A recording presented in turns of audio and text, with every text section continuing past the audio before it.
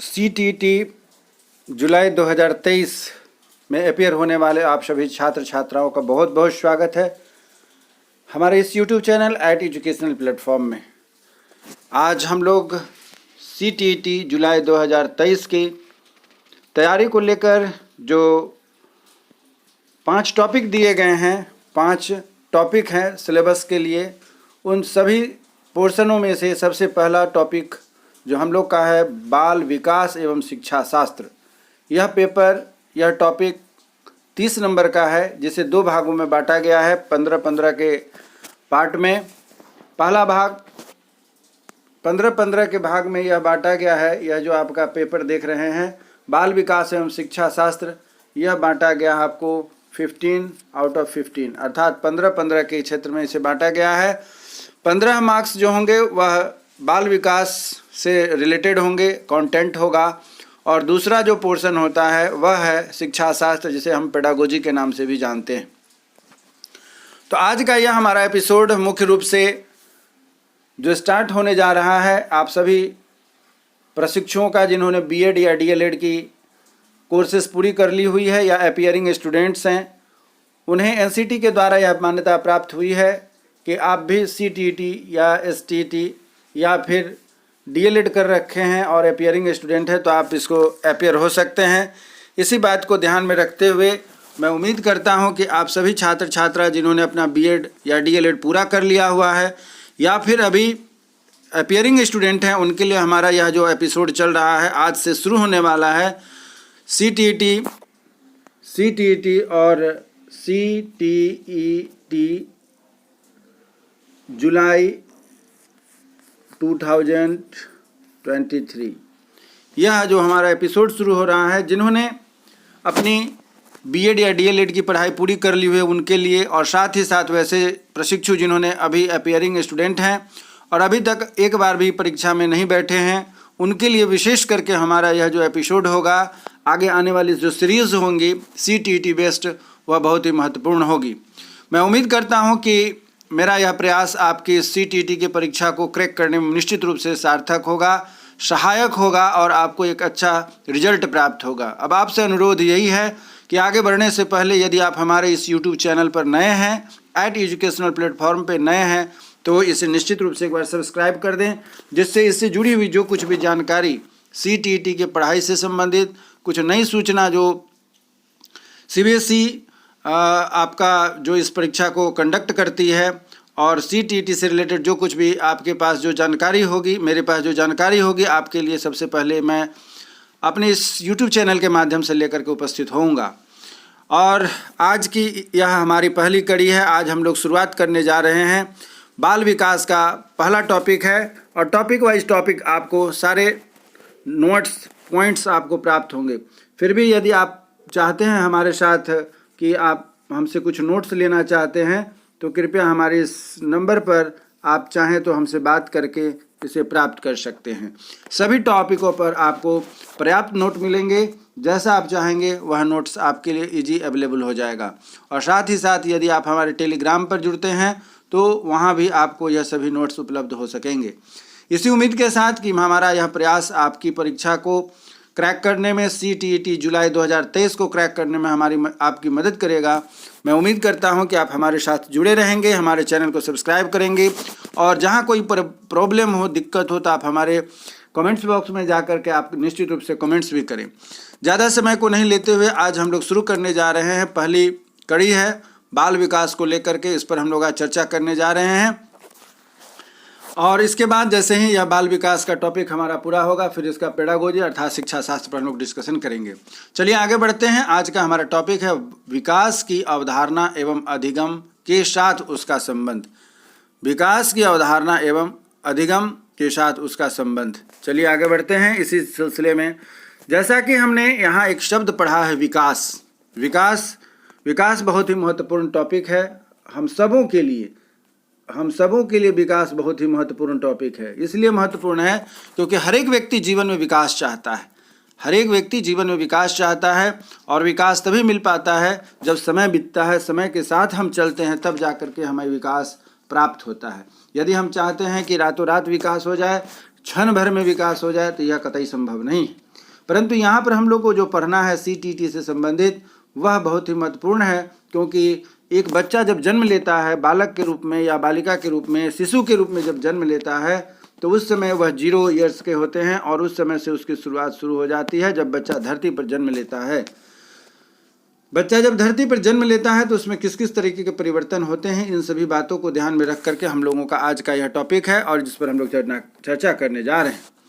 विकास से अभिप्राय होता है कि बच्चों के शारीरिक और मानसिक दोनों तरीके में उसमें परिवर्तन देखने के लिए हमें मिलता है, और यह जो परिवर्तन होता है शारीरिक और मानसिक दोनों स्थिति से, जिसे हम विकास के बाल मनोविज्ञान के क्षेत्र में पढ़ते हैं।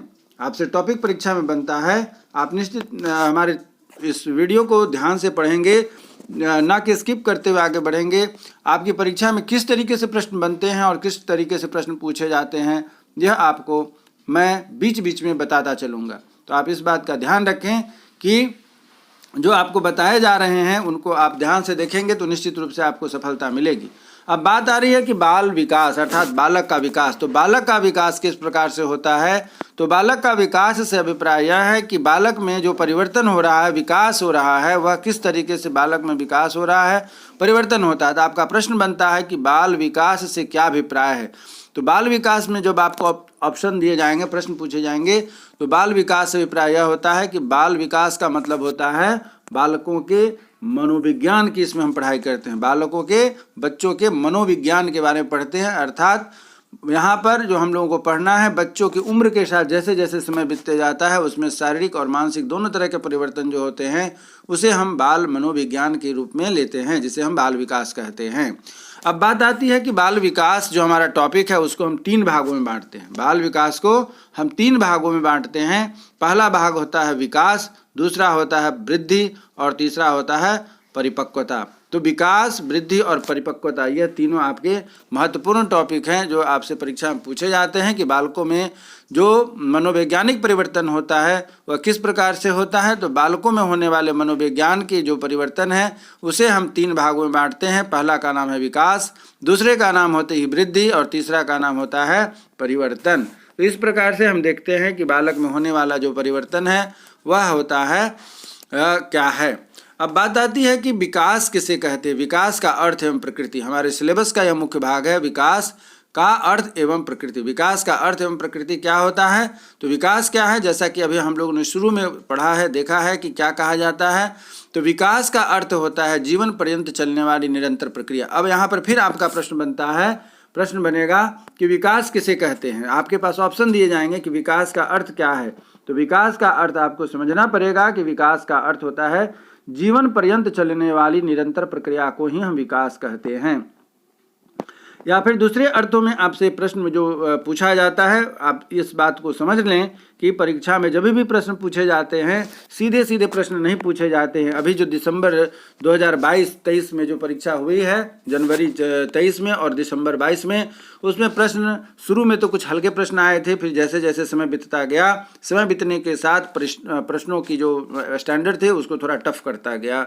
CBSE बोर्ड अर्थात जो CTT की ऑर्गेनाइजिंग बॉडी है उसने इसे टफ करना शुरू कर दिया। उसका कारण यह था कि उन्होंने देखा कि सीधे सीधे प्रश्न जो बच्चों से पूछे जा रहे थे वे बच्चे सीधे सीधे जवाब दे रहे थे और उनके लिए डिफ़िकल्ट हो रहा था रिजल्ट बनाने में। इस चीज़ को ध्यान में रखते हुए बीच के कुछ जो पेपर आए वह तो प्रश्न थे सीधे, परंतु उनको घुमा करके पूछ दिया गया जिससे कि उनको समझने में दिक्कत हो रही थी। चलिए, तो इसी प्रकार हम देखते हैं कि विकास का अर्थ क्या होता है। तो जीवन पर्यंत चलने वाली, यह क्या है, जीवन पर्यंत चलने वाली प्रक्रिया। आपसे घुमा करके पूछेगा जीवन पर्यंत चलने वाली निरंतर प्रक्रिया को आप क्या कहते हैं? तो विकास कहते हैं। या विकास किसे कहते हैं? तो जीवन पर्यंत चलने वाली निरंतर जो प्रक्रिया होती है उसे हम विकास कहते हैं। अब इसी को दूसरे ढंग से आपसे प्रश्न को घुमा करके पूछा जाता है कि बालक में क्रमबद्ध रूप से होने वाली सुसंगत परिवर्तन की क्रमिक श्रृंखला विकास होती है। यहाँ देखिए फिर से विकास को हमने दूसरे ढंग से परिभाषित किया है जो परीक्षा में आपको पूछा जाता है। बालक में क्रमबद्ध रूप से होने वाले सुसंगत परिवर्तन की क्रमिक श्रृंखला को हम क्या कहते हैं? विकास कहते हैं। तो आपने देखा कि विकास की क्या प्रकृति है, और आप देखते हैं यहाँ पर विकास का अर्थ क्या है। विकास का अर्थ क्या है एक बार और हम लोग चर्चा करते हैं। विकास एक ऐसी प्रक्रिया है जो सतत चलती रहती है। आपसे प्रश्न पूछा जाता है, प्रश्न बनता है यहाँ पर कि बच्चों में सतत चलने वाली प्रक्रिया को क्या कहते हैं? तो बच्चों में जब सतत चलने की प्रक्रिया होती है, अर्थात लगातार निरंतर चलने की जो प्रक्रिया होती है, उसे हम लोग क्या कहते हैं? उसे हम लोग विकास कहते हैं। एक चीज़ और बताना चाहता हूं कि इस टॉपिक में जहां हम लोग पढ़ने जा रहे हैं, यहाँ पर किन किन मुख्य मुद्दों पर हम लोग चर्चा करेंगे वह पहले मैं आपको बता देता हूं। आज का जो टॉपिक है हमारा है वह विकास का अर्थ एवं प्रकृति। उसके बाद है कि इससे संबंधित कुछ परिभाषा हम लोग पढ़ेंगे, विकास की परिभाषा क्या होती है इस पर हम लोग चर्चा करेंगे। फिर हम लोग विकास के बाद दूसरा टॉपिक हमारा है वृद्धि। वृद्धि किसे कहते हैं, क्या है, उस पर हम लोग चर्चा करेंगे। फिर उसके बाद हमारे पास जो टॉपिक आ जाती है वह है परिपक्वता। परिपक्वता किसे कहते हैं, इस पर भी हम लोग चर्चा करेंगे। और उसके बाद हो जाते हैं हमारा जो अगला टॉपिक हो जाता है वह अवधारणा। अवधारणा के साथ साथ विकास के बारे में भी हम लोग आज चर्चा करेंगे। विकास कितने प्रकार के होते हैं, विकास क्या क्या होते हैं, और किन विकासों को किस तरीके से हम लोग एक दूसरे से कोरिलेटेड करते हैं, तो इसी पर हम लोग आज चर्चा करने जा रहे हैं। तो अभी हमने समझा है कि विकास का अर्थ क्या होता है। अब हम लोग जो पढ़ने जा रहे हैं, देखने जा रहे हैं, वह है कि विकास की प्रकृति, अर्थात विकास की प्रकृति क्या होती है। प्रकृति अर्थात नेचर ऑफ द डेवलपमेंट। बच्चों में विकास की प्रक्रिया में बालक का शारीरिक, मानसिक, संज्ञानात्मक तथा भाषाई, संवेगात्मक तथा सामाजिक विकास होता है। अर्थात जब बच्चों में विकास होना शुरू होता है तो बच्चों में विकास की क्रिया एक तरफा नहीं होती है। बच्चों के अंदर शारीरिक अर्थात शरीर का भी विकास होता है। जैसे ही माँ के गर्भ से बच्चा जन्म लेता है, उसके बाद उसमें शारीरिक परिवर्तन होने लगते हैं। फिर मानसिक परिवर्तन अर्थात उसका मस्तिष्क भी विकसित होने लगता है। संज्ञानात्मक अर्थात उसके अंदर में भावात्मक परिवर्तन भी होने लगते हैं। धीरे धीरे वह भाषा भी सीखने लगता है। पहले केवल अपनी बातों को रोक करके रखता था, फिर तोतले ढंग से रखता है। फिर धीरे धीरे उसमें जो है कि शब्द सीखते हैं, अक्षर सीखते हैं, शब्द ज्ञान होता है, फिर वाक्य ज्ञान होता है, और धीरे धीरे वह अपने माता पिता के साथ बोलना समझना सीख शुरू कर देता है। उसके साथ हो जाता है संवेगात्मक का अभिप्राय हो जाता है उसमें जो भावनात्मक परिवर्तन होते हैं उसमें भी वह सीखता है अपने परिवार से, समाज से, भाई बहनों से। और इस प्रकार उसके साथ साथ क्या है कि जब वह घर से बाहर निकलता है तो उसके अंदर एक सामाजिक विकास भी होती है। अब हम लोग पढ़ते हैं कि विकास की परिभाषा में हम लोग देखते हैं कि कुछ मनोवैज्ञानिक हैं, महानुभाव हैं, जिन्होंने मनोवैज्ञानिकों ने अपने अपने विचार दिए हैं विकास को लेकर के। तो उनका क्या कहना है इस पर हम लोग यहाँ देखते हैं। अरस्तु साहब का कहना है, अरस्तु का अनुसार कहा गया है कि विकास किसे है, तो विकास आंतरिक एवं बाह्य कारणों से व्यक्ति में होने वाले परिवर्तन को हम लोग विकास कहते हैं। अरस्तु साहब का कहना है कि विकास आंतरिक एवं बाह्य कारणों से व्यक्ति में होने वाले परिवर्तन को हम लोग विकास कहते हैं। अब यहाँ पर विकास को दो भागों में बांटा गया है। एक हो जाता है गुणात्मक परिवर्तन और दूसरा होता है परिमाणात्मक अर्थात मात्रात्मक परिवर्तन। गुणात्मक परिवर्तन से अभिप्राय यह है कि जैसे हम लोग बच्चों की उम्र जैसे जैसे बढ़ती जाती है, उम्र बढ़ने में संवेगात्मक नियंत्रण में परिवर्तन भी होने लगते हैं तथा विशेष भाषा सीखने की जो क्षमता में परिवर्तन होने लगते हैं, यह क्या है, गुणात्मक परिवर्तन। अब देखिए, गुणात्मक के लिए एक चीज़ और बताना चाहते हैं कि जैसे कि बच्चों में जो गुणात्मक परिवर्तन जैसे 1 गुना, 2 गुना, 3 गुना, 4 गुना, अर्थात जब हम किसी भी परिस्थिति से जब बच्चे की तुलना करते हैं, यानी कि हम जो बच्चा जो हमारा पहले जिस परिस्थिति में था और आज उसमें क्या परिवर्तन हो रहे हैं, किस तरीके का उसमें बदलाव हो रहा है, इस चीज़ को जब हम दिखाने लगते हैं, अर्थात भावनात्मक रूप से या संवेगिक रूप से जो परिवर्तन हो रहा है, विशेष करके भाषा सीखने में। शुरुआत में बच्चे जो है कि अपनी बातों को नहीं बोल पाते हैं, फिर जो है कि टूटी फूटी भाषा को, अक्षर को सीखते हैं, फिर शब्द ज्ञान को सीखते हैं, सांकेतिक रूप से अपनी बातों को रखते हैं, जैसे रोना है, हंसना है, तुतली आवाज़ में रखते हैं। तो इस तरीके से जो उसके व्यवहार में हम जो परिवर्तन देखते हैं वह गुणात्मक अर्थात गुण में परिवर्तन हो रहा है, गुणात्मक परिवर्तन में आता है। इसीलिए कहा गया है कि सामवेगिक नियंत्रण में परिवर्तन होता है, विशेष भाषा को सीखने की जो क्षमता उसमें परिवर्तन होती है उसमें कहा जाता है। अब बात आती है परिमाणात्मक। परिमाण जैसे नाम से ही पता चल रहा है कि परिमाणात्मक से साफ साफ स्पष्ट होता है कि इसमें जो परिवर्तन होता है वह अंकों में परिवर्तन होता है, उसमें जो होगा संख्यात्मक परिवर्तन होता है। इसमें ध्यान रखने की बात है, हमसे परीक्षा में पूछा जाता है, आपको ध्यान रखना है। इसमें हम विशेष करके संख्यात्मक की बात करते हैं, संख्यात्मक परिवर्तन जो होगा वह इस पर हम लोग डिस्कशन करते हैं। जैसे कि शरीर का कद बढ़ना, तो शरीर का कद जो बढ़ता है तो वह मीटर में बढ़ेगा, सेंटीमीटर में बढ़ेगा, फीट में बढ़ेगा, तो वह क्या हो गया, संख्यात्मक में हो गया। वजन भी बढ़ेगा बच्चे का तो केजी में बढ़ेगा। जो कुछ होगा, बच्चे जब जन्म लेते हैं 2.5 से 3 केजी का, 2 केजी का रहता है, फिर धीरे धीरे जैसी उम्र बढ़ती है, खान पान होता है, उसके हिसाब से उसका वजन बढ़ते जाता है। तो ये सभी क्या होते हैं, संख्यात्मक रूप से होते हैं। और बनावट में परिवर्तन भी होता जाता है। बनावट में परिवर्तन से अभिप्राय यह है कि जब बच्चा जन्म लेता है उस समय उसकी छोटी आकृति होती है, और जैसे जैसे उसकी उम्र बढ़ती जाती है, हाथ पैर शरीर और शरीर के अन्य अंगों का भी विकास होते जाता है। तो इस तरीके से बच्चों में जो हमारा यहाँ देखा अपने, विकास के तहत 2 तरह के परिवर्तन होते हैं, एक को गुणात्मक परिवर्तन और दूसरे को परिमाणात्मक परिवर्तन भी कहा जाता है। अब हमारा दूसरा टॉपिक है वह है वृद्धि। विकास के बाद दूसरा जो है वह वृद्धि। अब वृद्धि यहाँ हम लोग क्या देखते हैं कि वृद्धि क्या है, एक परिमाणात्मक परिवर्तन से है जिसे मापा जा सकता है। वृद्धि किसे कहते हैं, यहाँ जैसा स्पष्ट हो रहा है वृद्धि से अभिप्राय क्या, इसमें आपसे प्रश्न बनता है कि वृद्धि को आप कैसे पकड़ेंगे, अर्थात कैसे समझेंगे। तो वृद्धि को समझने के लिए हमें यह जानना होगा कि परिमाणात्मक परिवर्तन जो हो रहा है, अर्थात पिछला हमारा जो लंबाई थी, आज हमारी लंबाई कितनी हो गई, तो दोनों में एक परिमाणात्मक। जैसे मैं पहले दिन या पिछले दिन जब कभी भी मैं अपने बच्चे का वजन किया तो उस समय मान लीजिए कि उसकी वजन थी 35 किलो, और कुछ दिनों के बाद जब उसका वजन बढ़ के 40 किलो हो गया तो उसमें क्या होगा कि वृद्धि हो गई। वृद्धि जो होती है वह धनात्मक और ऋणात्मक दोनों अर्थों में हो सकती है। अब इसी तरीके से भार में है, इसी तरीके से लंबाई में है, तो इस तरीके से जो परिवर्तन होते हैं उस पर हम लोग चर्चा कर रहे हैं। अब वृद्धि के बाद जो हमारा नेक्स्ट टॉपिक है वह है परिपक्वता। परिपक्वता क्या होती है, नाम से ही स्पष्ट हो रहा है कि उसके अंदर मैच्योरिटी आ रही है। जिस बच्चे को जन्म से लेकर के जैसे जैसे उसकी उम्र बढ़ती जा रही है उस बच्चे में परिपक्वता आती जाती है। अब प्रश्न यहाँ ऐसे बनता है कि ऐसी अवस्था से जो आंतरिक अभिवृद्धि तथा आनुवंशिक रूप से स्वतः निर्धारित तथ्यों के द्वारा निर्देशित होता है एवं जिस पर प्रशिक्षण का कोई प्रभाव नहीं पड़ता है, उसे हम क्या कहते हैं, परिपक्वता कहते हैं। अब यहाँ से आपका प्रश्न सीधे सीधे बनता है कि परिपक्वता को कैसे हम समझते हैं। तो यहाँ पर आपसे बात किया जाए कि ऐसी अवस्था है जो आंतरिक अभिवृद्धि अर्थात बच्चे के अंदर जो आत्मानुभूति के द्वारा परिवर्तन होता है। बच्चा कल तक नासमझ था और धीरे धीरे समय बढ़ने के साथ उसमें समझने की क्षमता विकसित हो जाती है, उसे ही हम आंतरिक अभिवृद्धि कहते हैं। आनुवंशिक रूप से, अनुवांशिक से अभिप्राय होता है यहाँ पर अभिवृद्धि के बाद आनुवंशिक से अभिप्राय होता है जो माता पिता से उस बच्चों में गुण आते हैं उसकी बात हो रही है, स्वतः निर्धारित तथ्यों के द्वारा निर्देशित होता है एवं जिस पर प्रशिक्षण का कोई प्रभाव नहीं पड़ता।